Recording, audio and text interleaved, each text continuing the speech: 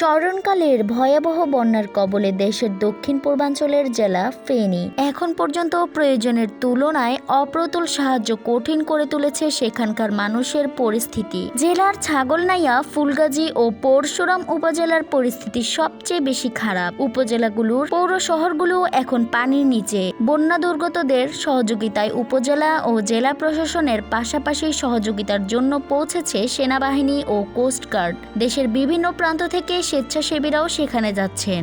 তবে এরই মধ্যে সামাজিক যোগাযোগ মাধ্যমে বন্যা কবলিত একটি শিশুর ছবি অত্যাধিক ভাইরাল হয়েছে। ছবিটিতে দেখা যায় চারদিকে পানি, তার মধ্যে আটকে আছে এই ছোট্ট নিষ্পাপ শিশুটি।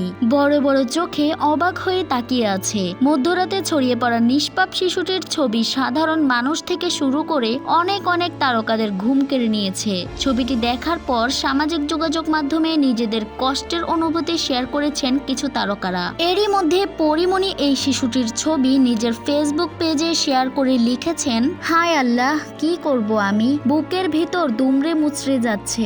এই চোখের দিকে তাকিয়ে কি করে ঘুমাবো। আল্লাহ, তুমি সহায় হও, কেউ নাই আর এখন। আমি যাব, আমার সর্বোচ্চ চেষ্টা দিয়ে যা করার করব ইনশাআল্লাহ। অন্যদিকে জায়েদ খান নিজের ফেসবুক প্রোফাইলে এই ছবিটি শেয়ার করে স্ট্যাটাসে কিছু লিখেন। তিনি লিখেন, কোনোভাবেই সহ্য করার মতো না। এটা দেখার পর মানুষ কিভাবে থাকে, বুকের ভেতরটা কাঁদছে যতবার দেখছি।